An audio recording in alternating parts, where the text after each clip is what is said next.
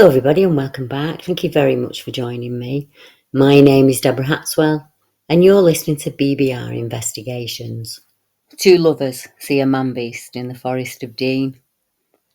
Human beings are connected to the earth and nature in a way even I struggle to explain. It's hard to put into words the feeling nature can bring to you. As early humans, we swayed with nature's rhythms, ever fighting and forcing it. Letting yourself be free of all modern things, even for the shortest time, has an effect on you that's primal. Any activity we do in nature is more enjoyable. It's freeing in a way that speaks to our souls, whether that entails fishing at your favourite spot, walking with the dog, with family or friends, or any of the hundreds of things we enjoy to do. A beautiful red-haired witch once told me that being your free self in all ways in nature will cure any primal ache or yawning that you may have. She insisted that I ground myself daily to balance my energy. And she also said, us humans deny ourselves so many pleasures due to societal restraints. She went on and explained that we forget to howl at the moon. We forget to run through the woods or make love in the trees as we've done for millennia. I have to admit that myself and Mark have the odd cheeky kiss and a cuddle on the moor, or in the woods when we're out. I've also taken a number of reports from lovers in the woods who've experienced being watched, growled at, chased, or have even been moved from an area by a wild man, something akin to an animal and a man combined, like a caveman of old.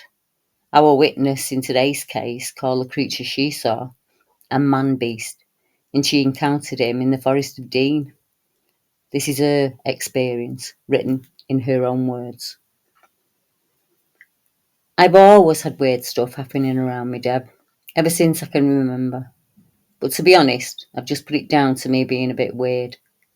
But what made me reach out is an event I feel is actually something rather mild compared to some experiences I've had. And to be honest, I don't know why it was the catalyst in my finally saying, right, enough's enough. What the hell is going on here? I should explain, I'm a huge lover of the woods, the moors and nature in general. It's always been my heart and my home. Since I can remember, it's represented my safety, even my sanctity at times. I guess it's hard to explain, but I don't like crowds. I don't like city life, bright lights and loud noises. Makes me skin itch. I get grumpy. I find being out in open recharges me. It calms me. And although I'm no longer that feral kid running around, climbing trees, etc., I still get that childlike excitement in the great outdoors. I've never been scared of what was out there. I was always of the mind it was humans you should be wary of, not nature and her creatures. Yeah, I was that weird old person who would wander around, looking at tracks, talking to trees and critters. I'd take a sketchbook when I was younger and I'd draw the leaves, the bugs, or the faces that I could see hiding in the trees. Much to the delight, not of my parents, I'd bring home my odd collection of things I felt were treasures, yet also wastes and strays, injured animals. They find me, and I find them, and I'd bring them back home too. People thought my pets were weird, but they weren't pets.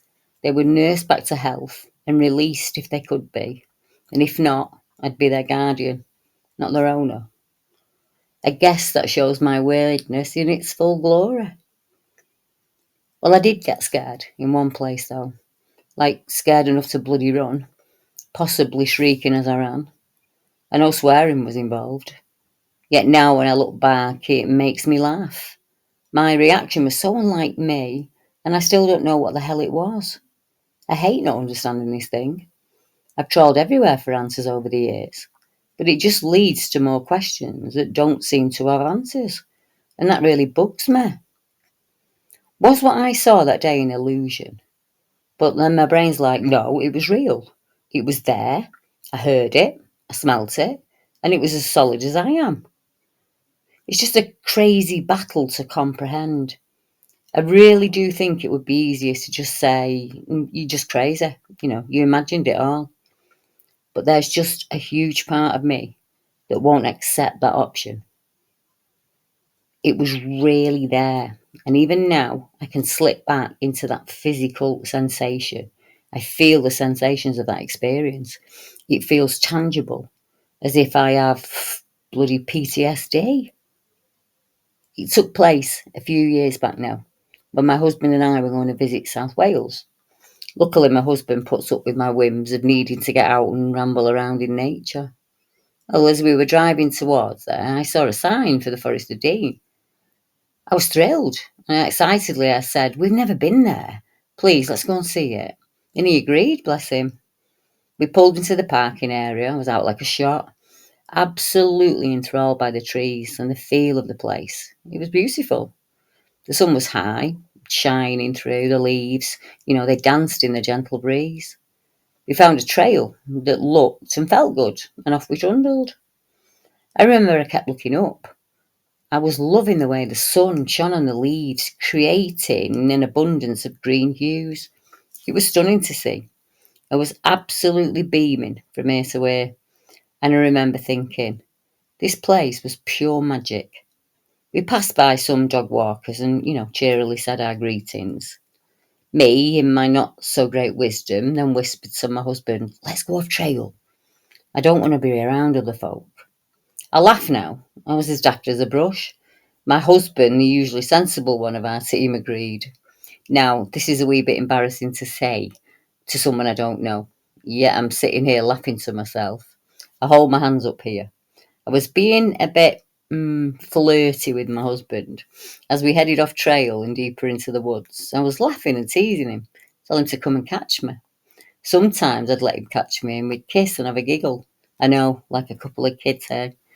Then I'd run off again laughing. Sometimes I'd hide behind a tree and jump out at him. We were generally being daft and having a really great time. We'd gone far enough in by now. The trees were denser, and as I looked up, the sun wasn't very visible through the trees. It felt colder and damp, but not horribly so. I said we should head up a small hill, get our bearings so we could get back to the car. I wasn't worried we were lost or anything like that. I knew we'd get back okay. He agreed. We walked along with our arms linked over each other's waists. We were chatting and laughing about nothing and everything, really. We were nearly at the top of a strange ridge sat to our left. I glanced up there. It was only about 4, maybe 5 feet higher than when we were walking. It had all roots that were poking through the earth that had eroded over time. Like these huge trees towered above it. I remember thinking I could grab the roots and pull myself up. So we walked over to it. And I remember saying something cheeky to my husband about having to put his hands on my bum, give me a push. And we were laughing between ourselves. Then I had a weird feeling that came from nowhere. I turned to look up at where I was going to climb, and it just felt weird. I can't really explain it. I just knew something was up there, and I felt it was looking at me. I don't know. I didn't see anything or anyone. I was snapped out of the thought by my husband laughing and saying, "Well, are you going to move, or are you waiting for me to bite your bum?" I turned my head back to look at him, and I was laughing. I grabbed the roots firmly, just as his hands gave my, a push, me a shove up. But it was also at the exact moment I heard a growl. I quickly stopped the laugh and snapped my head back to look ahead in the direction I was being shoved. I couldn't see anything, but I felt really uneasy. I looked around again, racking my brain to try and recognise the animal that had made that kind of sound. I'm pretty good at recognising our critters, but I was coming up blank. Besides, I couldn't see anything. Nothing looked disturbed. The forest floor wasn't dense or thick here. You could see easily. I decided to just shrug it off. I reached down my hand and my husband climbed up too. And as we got to the top, we stood there, dusting down our hands on our jeans, looking around. Nothing. It was weird and eerie and kind of spooky. Why was there nothing there?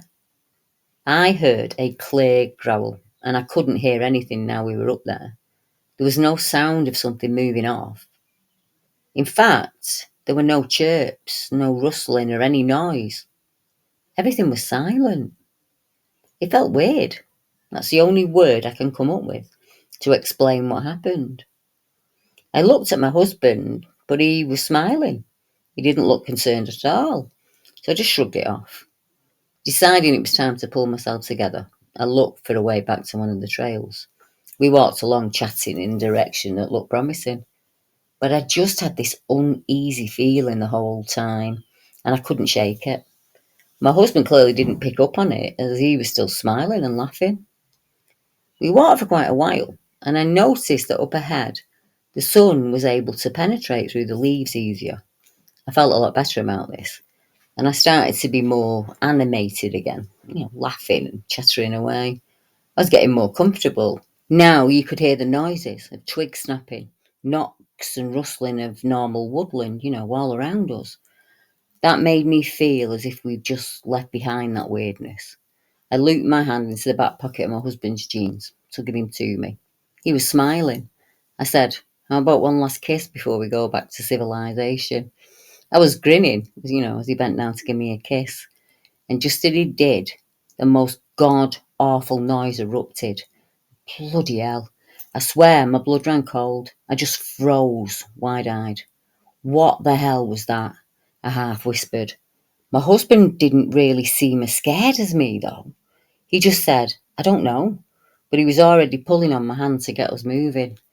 Great idea, I thought. I wasn't laughing anymore. I just wanted to be out of there. My head was spinning this way and that, trying to get any information, any clue on what the hell had made that noise. We were fast approaching the lighter part of the forest and what felt like safety. But the closer we got, the more I felt something was following us. And it was getting closer. I've never been so relieved in my life to see the trailhead. It was just there, a few metres downward of us. Just as we reached the edge of that ridge, we would get us down into that sunshine. I turned back to look. And when I turned back, I saw a black shape that was crouched down by a big tree we'd just walked past. My brain was just not registering what my eyes were seeing. It was, well, I don't know what it was. If I can compare it to a huge, massive man crouched down on the balls of his feet, with one hand on the earth in front of him and one leaning upon the tree, that's as close as I could get. That's the shape I saw, but I couldn't see his face, just a head shape, as if it was looking at the floor. But this thing was huge. I only looked for mere seconds. I turned to look at my husband, but he was already down the bloody ridge. I was absolutely panic-stricken and a bit miffed. He was standing below me, reaching his hand up with a big grin on his face. Obviously, he hadn't seen that thing. I can laugh now, mainly because I don't know if I was more peed off that he'd left me or was grinning at me, totally unaware that I was scared to bits. I didn't take his hand. I bloody launched myself off that ridge. I skidded down without caring, with my bum hitting the earth and my arms flailing like the devil was on my tail. My husband helped me up off the dirt and was laughing. I was bloody miffed and scared all at once. I kept looking up at the ridge I'd unceremoniously took less than a graceful descent down. "Did you see that?" I squeaked. "There's something up there." I turned back to look at my husband, who was still bloody smiling at me. He actually laughed at me whilst brushing down my jeans for me. He said, "No, all I saw was you swan diving." I was so frustrated, but I wanted to get moving. I kept glancing back, up at the ridge, but nothing was there. Logic started to help me calm down. Of course, it wasn't real. It had to be a trick of the light. Shadows, maybe, from the trees. I don't know. But there had to be a logical explanation, right? That made me feel a bit better. I was in the sunshine on the trail now. I was okay. My husband was all smiles, so he wasn't worried. I was safe. All was okay. I let that feeling settle into my bones and push aside that weird experience. It was nothing. I kept repeating that to myself. I actually started to smile, myself and my husband did, thinking, "Gee, I'm bloody crazy." And I was laughing at myself. "Come on, let's go back to the car. I've had enough adventures for now," I said, grabbing his hand, and we started to set off. But I just couldn't help myself. I kept taking glances back up the ridge as we walked along. I swear I saw a black shape crouched down by a shrub near the edge. No, I told myself, it's just a shadow. Carry on walking. My husband was talking, I don't even know what about now. Probably teasing me about my swan dive. I just couldn't shake the feeling. He was still up there above us watching. I tried my best to ignore it. I was just being silly. I decided to stop this silly nonsense and I just concentrate on our walk back to the car. I didn't look up again, although I heard something up there. I wasn't going to look. Instead, I started chatting away. A few more minutes and I was laughing again, squashing all thoughts of weirdness into a tiny ball and flicking it away. I didn't want any of that stuff. Thank you very much. I must be the queen of denial. I felt better in myself now. Back to silly mode, even. We walked along holding hands, and suddenly I jumped out in front of my husband with a cheeky grin on my face. I said, "We're nearly out of the woods." I winked and laughed. "Do you want to play chase one last time?" I was kind of jogging backwards, like laughing, being daft. And instead of being able to run away, my husband reached out, grabbed me by the arm. Now I'm giggling, wriggling as he picked me up and laughed. "Gotcha."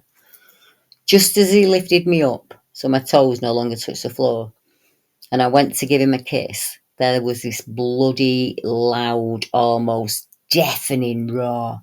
We froze. My husband and I both had eyes as big as saucepans, looking at each other stunned for a second. I wriggled loose and found my feet on the earth. I looked around us. I couldn't see anything. I looked back at my husband, and he looked concerned now. "What the was that?" I whispered.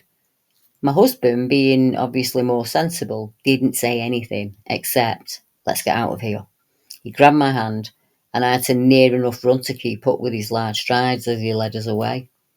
I kept looking around as we went, and that's when I saw the same dark, shadowy shape moving along above us in the tree line. But it was as if it was on all fours, yet not really at all recognisable as anything I know. I couldn't really tell what it was as it kept pace with us from the quick glances I took at the area above us. It was just a dark thing, but when I could hear were twigs and branches cracking, shrubs and foliage rustling, and you could hear it moving through them. It was real. It was a real thing moving along. We moved along quicker and quicker at this point. I was actually running. My heart was pounding in my head. Finally, I was washed over with relief as we ran into the car park. Now I felt like I could catch my breath. I stopped, bent over, hands above my knees, trying to calm the hell down. "What the hell was that?" I puffed out to my husband, and he was looking back at the trail. "I don't know." That's all he said. He wasn't laughing now. There was no smiles. I stood back up with the aim to find the car. My husband, as if reading my mind, pointed and simply said, "Over there," and made his way towards it. I was just about to move after him when I stupidly looked back and up along the higher pieces of land. And that's when I saw it. The crouched dark shape. I just stared. I tried to focus my eyes. What the hell was that? It shuffled, still crouched along, as it approached nearer to the edge, to the way I'd turned. I was still screwing my face up, trying to make out what it was. I needed to.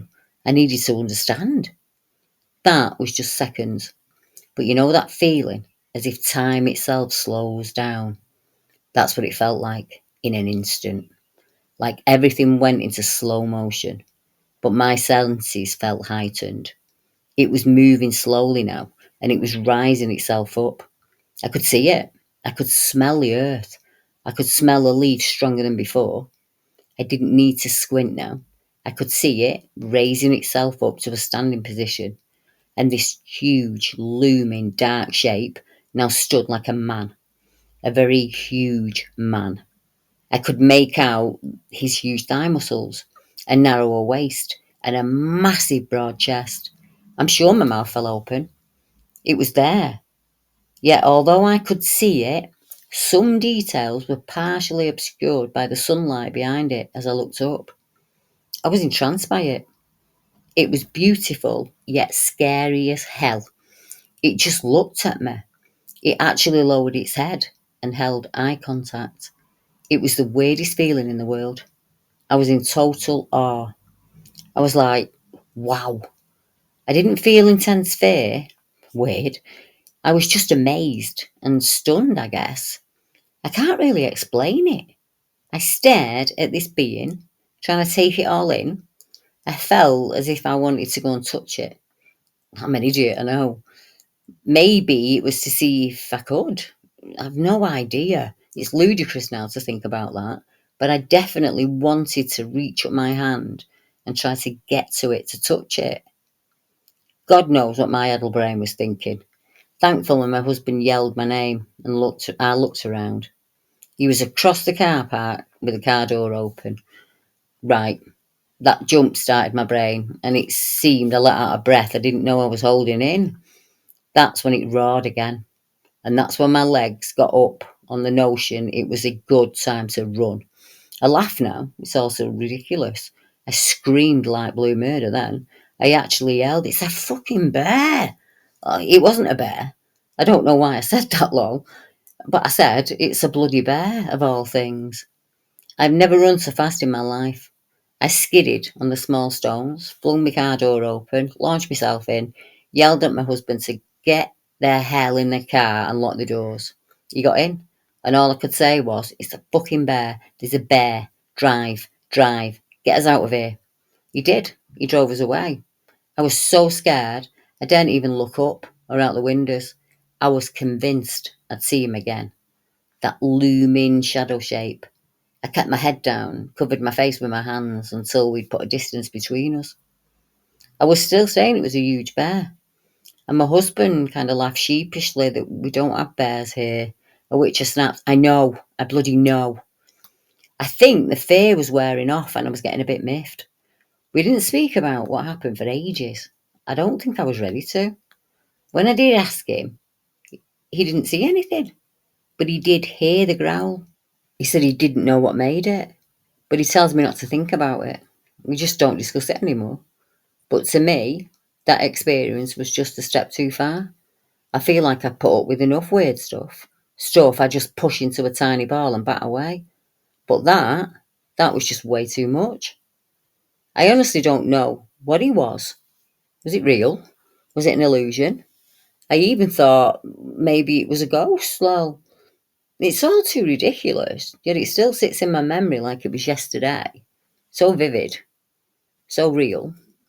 This led me on my search, going back through my own little weirdness files of experiences, trying to connect dots somehow to understand, yet not really getting anywhere, and it's frustrating. It'd be easy to be crazy, just to know my mind had created this. I console myself often by telling myself I'm just a bit weird, and that's okay. I've had loads of weird stuff and I've just ignored it. I'm a creative person. I was as a child. I had two of the strangest imaginary friends. Well, they were perfectly normal to me, just not to everyone I told about them. So, yeah, maybe it's all just part of that. Maybe I am crazy, with a dash of imagination, and, hey presto, strange huge beings are being created. But why then? Why does he haunt my dreams? Why do I think I saw him after that too? Why am I now scared to walk in the woods? Why is it so vivid on all of my senses? How did someone else also hear it? Why wasn't I scared when I locked eyes with it? Why did my brain think it was a good idea to reach out for it? Could I have touched it? What did it want? That noise, I've never heard anything like it. It wasn't like a bear at all. It wasn't like anything I know. Why do I say it wasn't like a bear? Because I knew it wasn't. I've been around bears in the US and Romania. I know what bears look, smell, and sound like. Yet I stupidly said, "It's a bear." But it was standing like a person, like some huge muscle bound god from a distant past. A man beast. It's all just so weird. Okay, Deb, now I've waffled on for England and I'm sure I'd win the gold medal. I'm sorry if there's spelling mistakes and errors and grammars and all of that, but it's not really my best talent. I'd love to hear your thoughts though. Tell me that I'm crazy. I can't. I don't think she is crazy or weird or anything other than perfectly exactly as she should be. I speak to so many people who describe themselves this way, and honestly, I used to do the same. But after speaking to thousands of people over the last 4 decades, I know so many who call themselves these names. Why? Because society has conditioned us to do this. It is not weird to feel the rhythm and sway of nature. We're the only living thing on the planet that fights it, distrusts it, and quite frankly douses it till it quenches our natural earth giving abilities. We are meant to walk the woods barefoot. We're meant to learn the plants and the animals, play in the dirt. Climb the trees like a child. It connects us. It plugs us into the universe as a whole. It feeds and strengthens us. And that's why it's been taken from us. We're like the witches, burnt at the stake for making natural herbal medicines, or the healers of humans and animals who are seen as cooks and witch doctors and nutcases. They're condemned because they talk to the birds and the trees. From a horseman who knows his steed, a woodsman, a farmer, or an angler who understands their place within the environment, doing what comes natural without a given thought. You tune out, you go onto automatic pilot, and you quieten down that inner voice that tells you how ridiculous you are and how you should shun yourself before your fellow villagers come with burning stakes and pitchforks, all because you don't fit in. You don't fit with that mould. If we look at time as a whole, and I don't mean human time that was invented to enslave us more, I mean nature's time, since our planet came to life, every life upon it lives symbiotically with it. They eat and use what nature provides. They have less diseases, happy, healthier lives, doing what they are good at, confidently, every day. It's only been around 2,000 years or so that we settled in areas and began to crave comforts and status and wealth. A drop in the ocean, really, but a drop big enough to wipe out our individuality, our inbuilt uniqueness and skill sets, and our own ways of thinking. When a number of humans realised there was limited space at the top of the power triangle, they made a pact to use us as their ants, working in a way that killed us and made them stronger, like termites in a machine. That's changing. People feel the pull of the Earth Mother, genetically remember a different way, a way more natural, where they chose how they spent their time, where they walked, how they interacted with each other and other realms. A world and worlds we all visited once when we were part of the one universe. I believe it's the dulling of us that has caused massive amounts of mental illness, anxiety, ailments, allergies, and chemical imbalances. They, the elite, want us to breed a lack of confidence into ourselves, others, and our children. They want us to tell our children not to stand out, to go with the crowd. And when this doesn't work and it begins to tear them to pieces, they put a label on it. These children are in a war between what they feel naturally and what society withholds from them. They can label us all they want because I'm deaf to it. I'm deaf to the cries for order and restraint, deaf to the voices telling me what I can do and what I can't do, what I feel and don't feel, or what I'm allowed to feel. I suppose I'm saying a massive F you to the powers that be, and up yours. I'm perfect as I am. So is our witness, and so are you. How do we change this? That's the easy part.